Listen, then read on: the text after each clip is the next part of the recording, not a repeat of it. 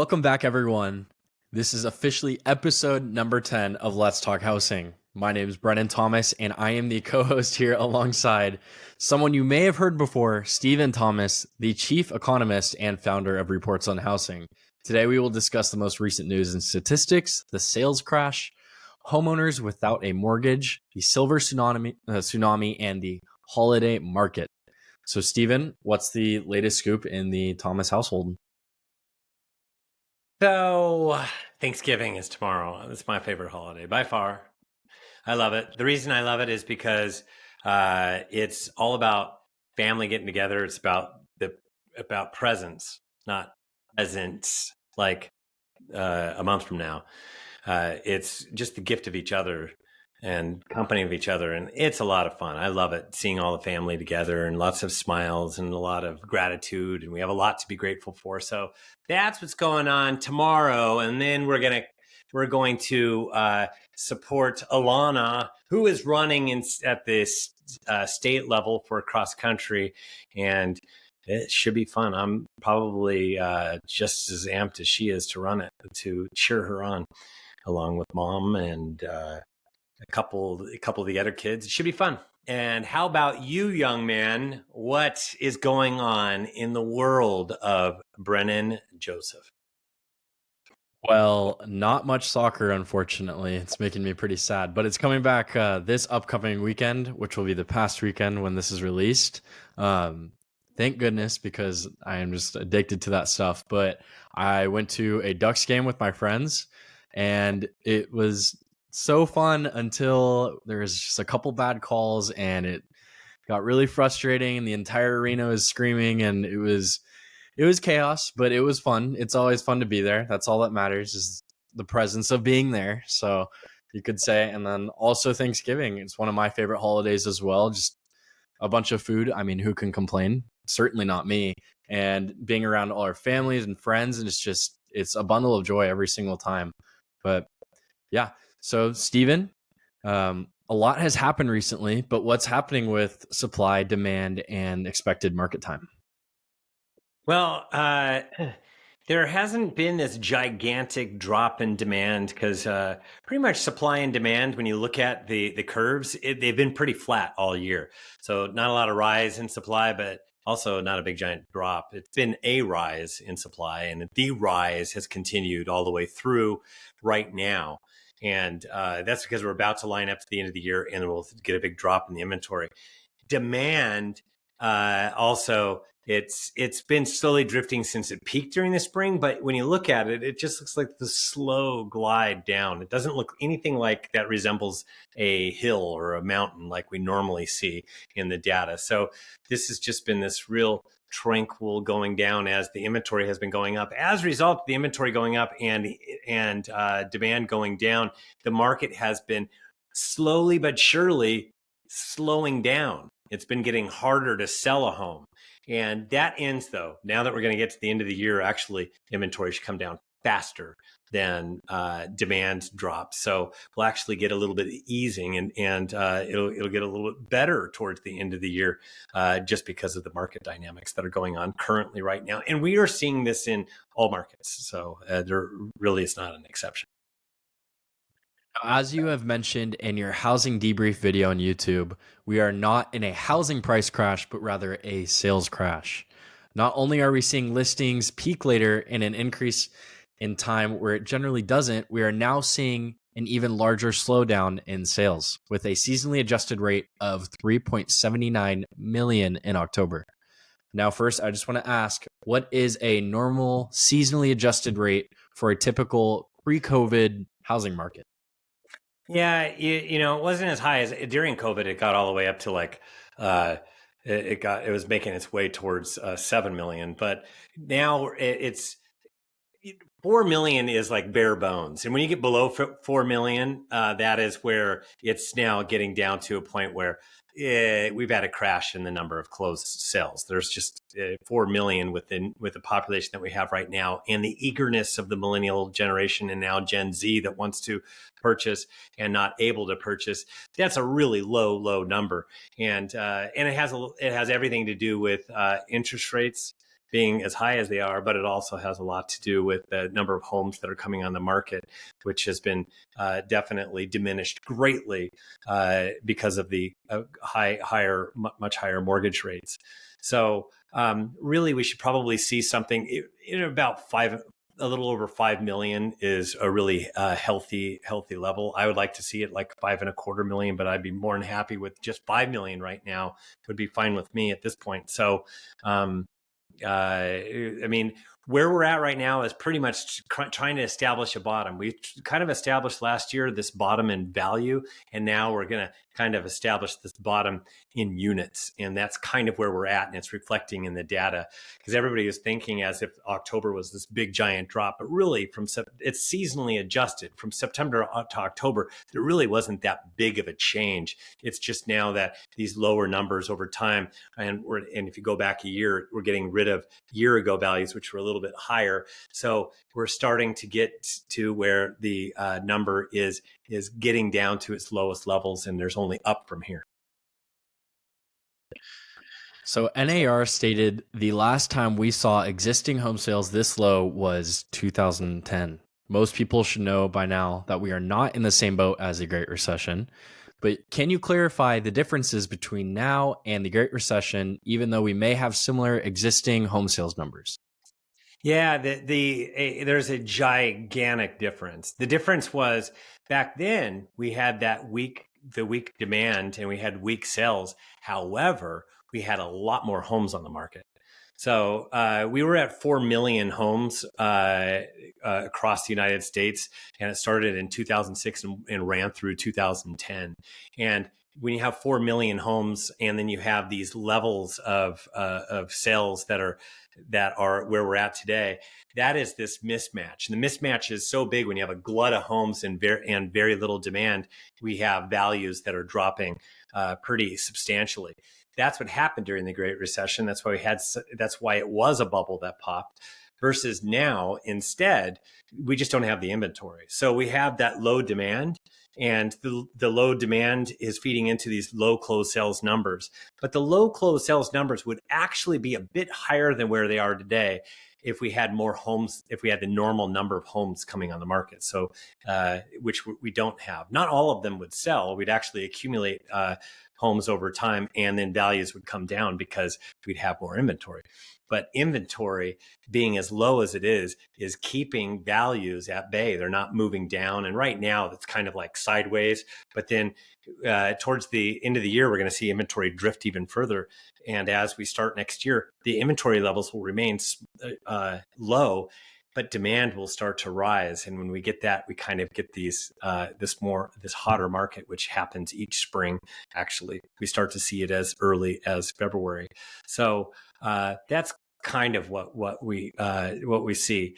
The big difference is we had a problem with price because of the imbalance between the glut of homes versus a low demand. This time, very, I call it chronically low levels of homes. It's very hard to look for a pathway to add that many more homes. So we really can't get any kind of a crash, because I can't see going from a little over 1 million homes on the market today to 4 million or even 2 million for that matter right now. I'd like to get to 2 million. I'd like to create a better balance, but I just don't see that pathway right now. I just want to talk about the impact that the slowdown is having. So Wall Street said that it is bracing for another quarter of weak sales from U.S. home improvement chains like Home Depot and Lowe's, as demand remained under pressure from an uneven consumer spending and subdued housing market. Now, I remember a few weeks ago you said that industries being affected by real estate and the economy can be a sign of a recession. Is there a possibility of one? What's your prediction as far as a recession goes? Yeah, it's no one's on board with a deep recession. There are a few people. So I'm actually on board with a quarter. It could be negative, but negative by only a small amount. That's GDP when you're looking at a 0.1 or 0.2 down. That's not really anything that you can really feel or sense, but it's enough where the economy is slowing from the pace that it's been at this year. So you see that kind of a slowdown. I don't know if we have it in us to have 2 quarters with negative GDP. that's going to prove very, very hard to do, which is why so many economists are right now saying they don't really see a recession. The numbers are not normal like they were prior to COVID. COVID really messed with so many forward-looking numbers that it's kind of hard to prognosticate where things are going. But it is a sign not of a recession. It's more of a sign of the slowdown to come. Although with Home Depot and Lowe's, they rely on the churn of real estate. When you have more churn, when we're down to these numbers that are below expectations, we're at 3.79 million on when just a few years ago we were making our way towards over 6 million. You can imagine that's where Home Depot and Lowe's likes that, because they get a lot more home improvement once people move in. People are still looking to improve their houses. However, the big giant headwind that you see is actually consumers are running out of that excess savings from the stimulus that they've had over the past from the government due to COVID.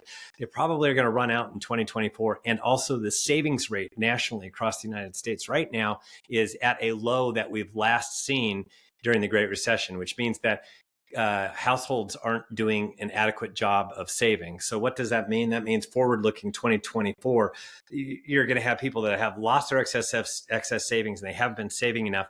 So now that's an issue that will affect consumer spending, which ultimately affects Lowe's, Home Depot, and any home improvement projects that people are doing.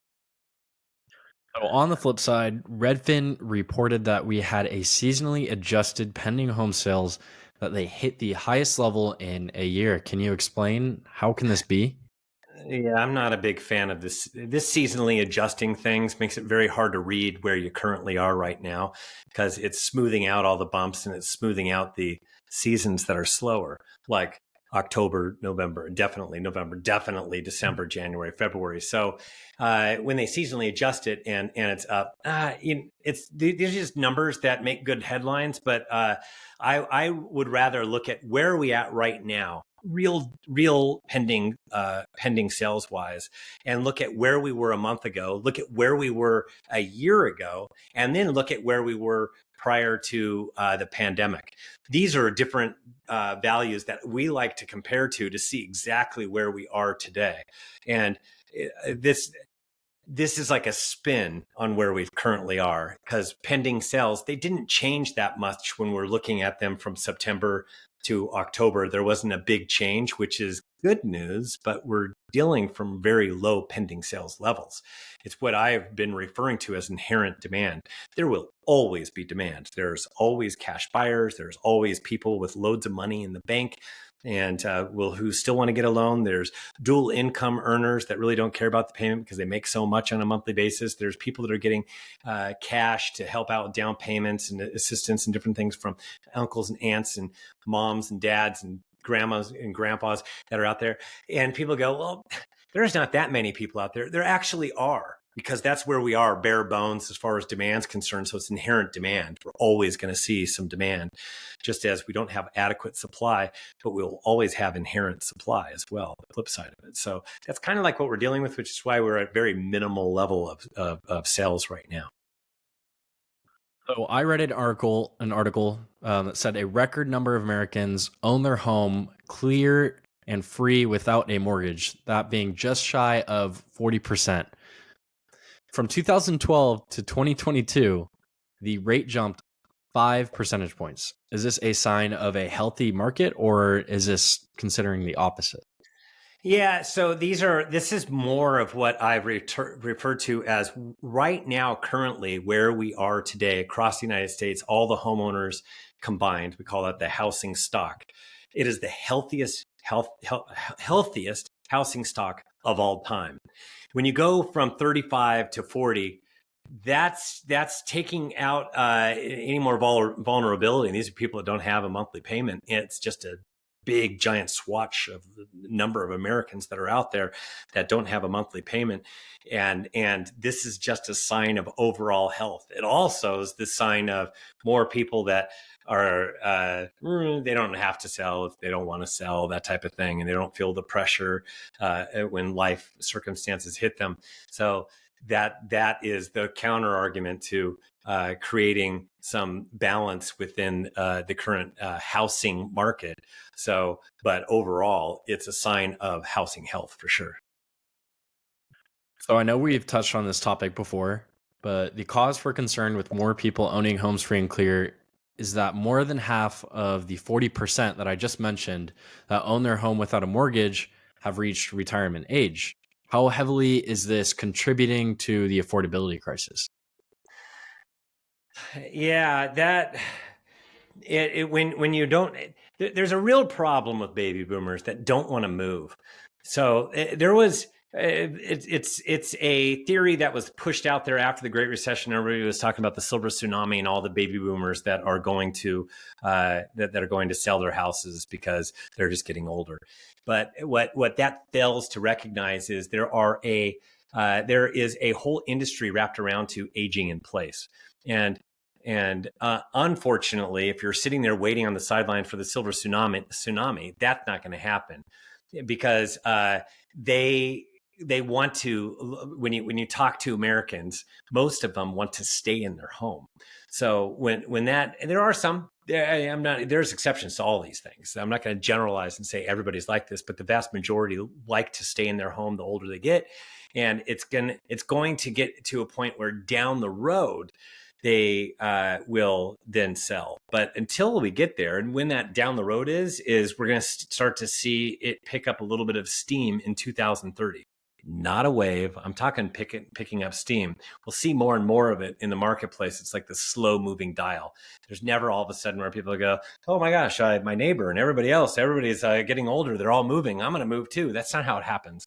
It's not this wave of mentality. Instead, it'll just be this slow progression of people that are aging out of their house. They want to age in place, but they get to a point where they can no longer do it. And at that point, we're going to see houses change hands from mom and dad or grandma and grandpa to kids and things like that. So that's coming down the road, but that is not anything in the 2020 through 29 story. It's going to pick up steam starting around 2030.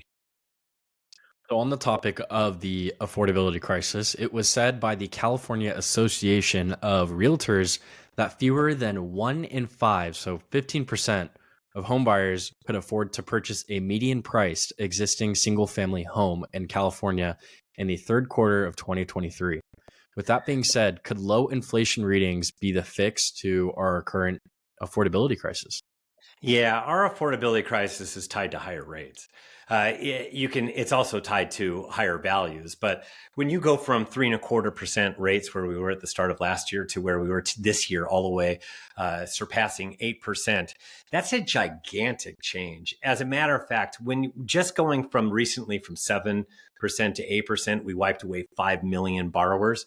You can imagine all the borrowers that were wiped away going from 3 all the way to 8%. There's millions upon millions of borrowers that can no longer purchase because interest rates are too cost prohibitively high.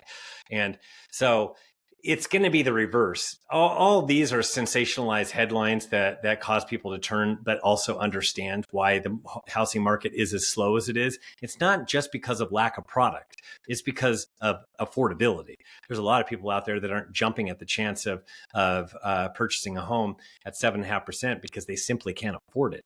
So, but now that we've established this height, the fix is actually rates to come down. And what's going to make rates come down? We've already seen it. Since in the last couple of weeks, we've seen a big shift in first we had jobless claims, we had unemployment, we had the number of job openings, and we had all the jobs created for the month of October, and that was the first week of this month. And that set the stage because it was starting to come down, and it was less than expectations, and unemployment rose a little bit. And then we had a consumer price index, the inflation number read that came down more than expected. I mean, I got up at 5:30 in the morning just to go to the not even CNBC. Nobody was reporting the the inflation read. And instead, you had to go to the BLS and get it directly from them because it was released at 8:30 a.m. Eastern time, 5:30 Pacific time, where we are. And went in there and took a look at it, and I was so excited. I was tickled because I knew rates were going to fall even further. And yes, they started to fall even further. So with inflation coming down, we're going to get this ease in rates, which creates more affordability. It will bring that 15% to more and higher and higher. And once we get below 7%, it's going to be even higher than that 15. We'll make our way towards 20%. So that's the thing we got to do. We got to continue to watch this thing elevate higher and get back towards normal levels in the upper 20s is where we were before. So that's where we need to be in the future. And that's the only break we're going to get is through interest rates coming down and inflation under control, which is exactly what we've been talking about for a long time, that the numbers look right on the inflation side and they're going to continue to come down, even in spite of all the talking heads and the Fed governors coming out and saying, we have to be data dependent. That they really do. They want to be data dependent, but they're looking at that inflation line going, looks pretty good to me, but they can't say it because they don't want markets to react to them saying it. But that is exactly what they're saying behind closed doors without a microphone or anybody able to repeat it. They know that it's moving the right direction. So NAR research stated that a typical homeowner has accumulated more than $100,000 in housing wealth over the past 3 years alone.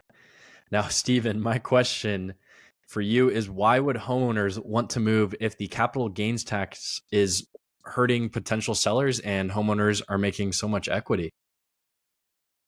So there's a lot of equity that is out there, and the capital gains tax, if they purchased recently, chances are they can still take advantage of this capital gains tax exemption. It's more of the people that have been own their homes for longer that are going to have a little bit of an issue with this capital gains issue. So NAR is pounding this drum because there is a bill that's in Congress right now, and it's to increase the capital gains deduction from, it's currently at $250,000 for an individual or $500,000 in capital gains. That's if you bought a house at 200,000 and it went up to 400,000. That's a $200,000 gain. And that's in simplest terms. There's a lot more that goes into that. That $200,000 gain can be exempt completely for even an individual. Now, if it was to increase 400,000, that amount is exempt for a couple. So couples are up to 500,000. The problem with that amount is it's pegged to $1,997 and hasn't changed. And that's when across the United States, the median sales price home was around $130,000, yet they had a $250,000 capital gains. Today, the median sales price of a home is a little bit more than $400,000. So you can see how it needs to change, and where it needs to change. It needs to go from $250,000 for an individual to $500,000, and from $500,000 for a couple to $1 million. And people are going, well, that's just helping the wealthy, but that's not really what this is about. This is about, we need to start working on the supply side of the equation. And everybody wants to work on the buy side of the equation because it tugs at our heart when we hear that, we want people to be able to afford a home. That's the American dream, which is understandable. However, we don't really have an issue on the buy side. Doesn't mean that we get rid of those programs altogether. It's great. We have FHA, which allows you to do 3% down, and there's a lot of programs that are out there. However, we need to also focus on fixing the supply side. How do we add more inventory? How do we add more homeowners to the pot? And we've talked about that before. This is one of those. So that's what NAR is alluding to, is they really want this thing to be passed. And right now it's slated not to be passed until 2025. That's too far of a wait. I'm hoping that it comes to the forefront because of the problem that has arisen in the housing market, and that is that even with high rates, we're not getting more homeowners to place their homes on the market. This is one way to do it, by them not being exposed to capital gains taxes, by protecting more of their equity. So with so much negativity spinning around the mainstream media, it has many people asking, is the buyer's market dead and gone for California? Yeah, it was only here for like a minute. And it really wasn't a big buyer's market either. It would be nice if we had a buyer's market anywhere, not just California, anywhere in the United States. There are certain areas that they're finally getting back to 2019 levels, but they're the exception. And they're all the ones that get the most noise. Austin and Boise. Those are markets that were way, way, way overbought. And when you have that many people that bought and you still have mobility, you have people moving and you had a lot of building going on, you're going to get some inventory. And that's one of the only exceptions are just a couple metros. Other than that, we're not even close to 2019 levels anywhere. And so that is a gigantic that's a gigantic issue. We really didn't have a normal buyer's market last year when we had values coming down. Yeah, I mean, that's great for buyers. However, if you really looked at inventory levels, they were still at less than the 6-month inventory. And when we have a less than a 6-month inventory, it's not a buyer's market. But this was one of the it was the only exception that we could find that we had less than a 6-month inventory, yet values came down. The only reason we had that is because we had a shock to the affordability levels of homes, where when you go from 3.25% to 7% last year, it was such a shock to the system that buyers were reluctant, and rates just kept on going higher and higher. When you start at 3 and it goes to 4, then to 5, then to 6, then to 7. That is just too much for anybody to stomach. And so buyers were really reluctant on stretching, and we had values come down a bit. And it came down in California from May was a height all the way till December. And in some markets down until January. So yeah, we did have values come down, but it was one of those weird exceptions of low inventory, yet values were coming down. Right now we have that low inventory. And the only thing that we're seeing in the numbers is there are some markets where you can get a little bit of values coming down, but it's not really that normal kind of buyer's market. It's because of once again, there's not a ton of listings that are out there. So we don't have a ton of inventory yet. We actually need more inventory for us to see a real true buyer's market. And I just don't see a pathway for us to have any kind of a normal semblance of a buyer's market. And know that people define buyer's markets as different things. I know California Association of Realtors does, and it was quoted recently in an article. Here's how the balance is not this gigantic the balance market between buyers and sellers. This isn't this ginormous this ginormous piece of the market where it doesn't go from a seller's to a buyer's market. It goes from a seller's to a slight seller's to a balanced to a slight buyers to a deeper buyers. That's kind of like this pendulum, the way it swings. You don't spend a lot of time in equilibrium, but it is there. For us, before the pandemic, it was between 3 months and 4 months. So it's not big. Anything below 90 days was considered a seller's market. Below 60 was a hot seller's market. And so you don't spend a lot of time in that balanced market territory. But the last time we were shifting towards the buyer's market, I mean, really, for a minute we were there when we had interest rates at 5% at the end of 2018. But we don't really get there that often. Sometimes at the end of the year, it was during the Great Recession. There are not that many seasons where we have values really dropping down that fast. It was longer during the 90s. It was long during the Great Recession. But I just don't see a giant opening for a buyer's market to be long term because of where supply sits. So on a happier note, first-time homebuyers are buying more homes, but the number is still obviously suppressed in comparison to pre-COVID. If there was one thing you could say to first-time homebuyers, what would it be? So this is hard because you've been accused of being a cheerleader before, and because I actually see with trend lines and slowdown of the economy, that's not going to be this major slowdown where we have a lot of job loss, where we have a lot of foreclosures, which even foreclosures they're way off in the distance, even if you were to go towards foreclosures. But it's because every time you hear about a slowdown anywhere that people automatically go to the Great Recession, but that's just not the way things are behaving. I already said the housing stock is extremely healthy. So my thing is to get in now and try to look to see what you're able to afford, what your budget is or your family budget is, and see what you can afford. And unfortunately, you're going to have to make some sacrifices. You're not going to be able to quite do what you normally do. See, there's a lot of people that want to be able to have their cake and eat it too. They want to own this certain house, but they still want to do vacations. They still want to do these things like go to Disneyland every 2 months. And there's all these things that everybody wants. However, there has to be sacrifice when you get into home ownership, and know that down the road, there's a couple things that are happening. When you have a fixed rate that you can afford on a monthly basis, doesn't mean you're getting quite exactly what you want, but you get into the housing market somehow. Let it be a condo or a townhome, a stepping stone to a future property.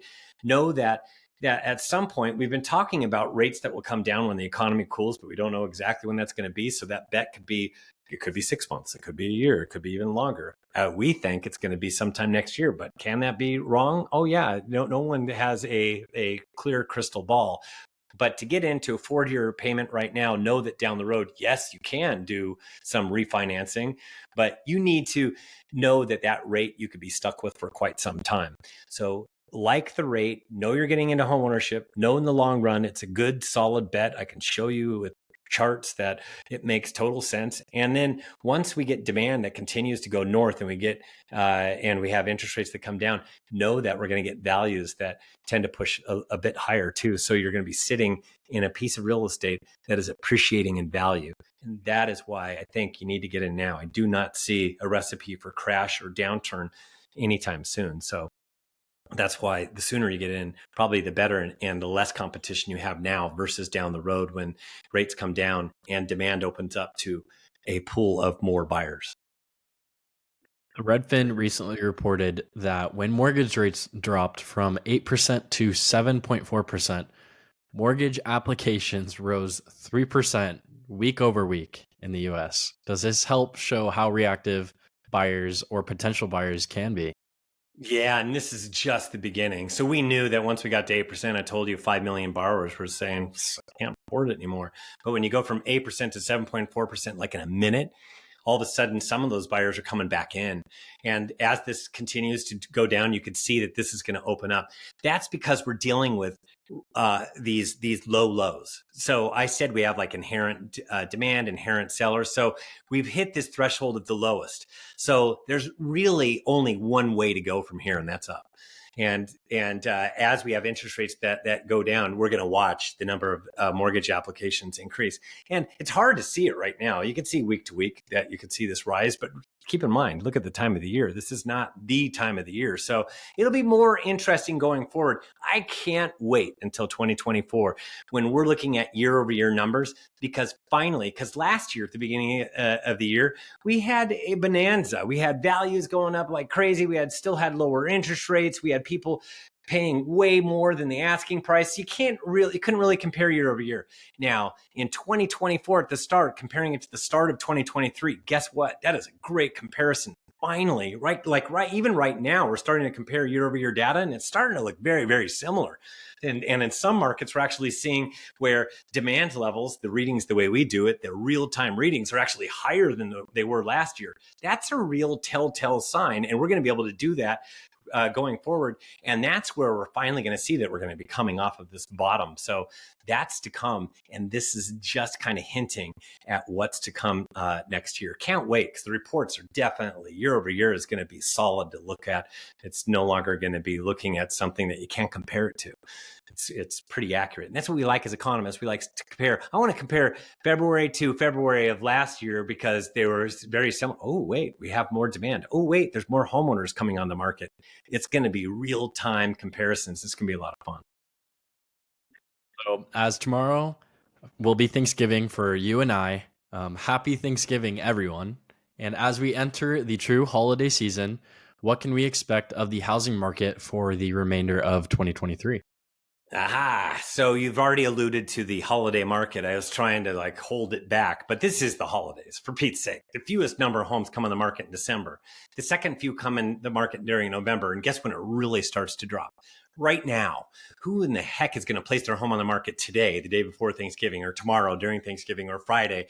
This is when we start to really see it come down. And it's not like all of a sudden this big push come Monday, because shoot, we've got people hanging lights on their houses, and they're getting trees to put in their living room, and they're adorning things. Now you're doing this big, giant, magical shift from Thanksgiving and Halloween to the beauty of the holidays. So there's this shift. And with that, people want to enjoy it. They want to focus on that. So fewest number of homes come to the market in December, second fewest November. A whole bunch of homeowners that have been languishing on the market that have been unsuccessful, typically because of pricing issues or for various issues. There are the most number of homes that are pulled off the market through expireds, withdrawn, canceled. They pull their homes off the market to enjoy the holidays. It increases in November and then increases even more in December. That's normal. So I just gave you a recipe for what? Inventory falling. And that's exactly what it will do for the remainder of the year across the United States. It's going to fall. And then it's going to fall faster than this demand, because demand has been slowly falling, but there's not really that much more room for it to fall like precipitously. There is right now an inventory, because we actually built inventory until like this very last week. It went up like I can't remember, 5,000 homes across the United States. I can't remember the exact number, but it's definitely it's going to come down from here. So we're going to see it come down faster in inventory than demand. And when you have inventory falling faster than demand, what happens to the market time? If you're a buyer looking out there, it gets a little hotter in the marketplace. So it's hard to believe, but the market is actually going to grow hotter as this year progresses, which is kind of opposite of the way many people think that the market should work for the rest of the year. And that is not typically how it works, but because we're dealing with such low demand readings and we have a higher inventory that's going to come down, it's exactly what happened last year, and it's going to happen again this year.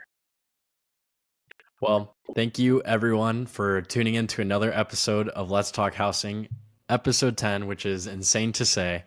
Now, if you want to learn more about what is going on in the real estate industry across Southern California or the Bay Area, feel free to check out our YouTube. It is very informational. Or subscribe today at reportsonhousing.com. Please leave us a good review. And if you have any questions, you can post it to our social media, or you can email me at info@reportsonhousing.com.